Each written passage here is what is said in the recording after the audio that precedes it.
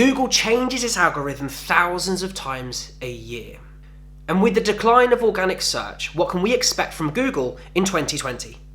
I'm Jack Wiltshire from Digital Bloom, and today we're looking at the changes in the SEO world and what we can expect from Google moving into the new decade. According to research data, just under 50% of all Google searches globally do not even result in a click-through to any website. This is probably due to people having their answers questioned? What? This is due to people having their questions answered on the Google results page.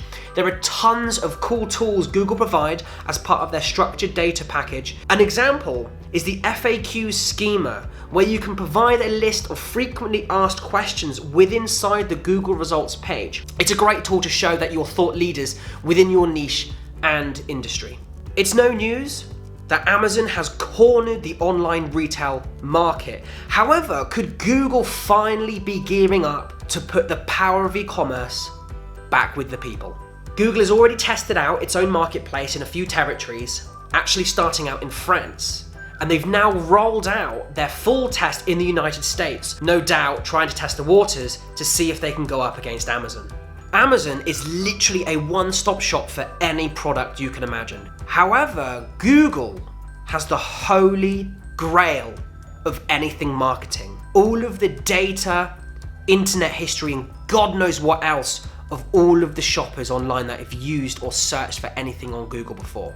I'm super excited and interested to see what Google come up with, as it can only mean a good thing for the marketing industry, hopefully driving lower prices in paid advertising. I think the competition would be great for the industry.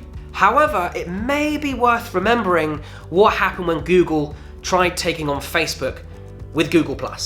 We won't talk about that. Due to the declining global click-through rate on Google, optimizing the titles and descriptions of your meta information on your website has never been so important. It's no secret that a higher click-through rate results in higher rankings, thus resulting in more targeted traffic. Don't forget, this is an easy way of Google calculating what content people want to see when they're searching a specific keyword.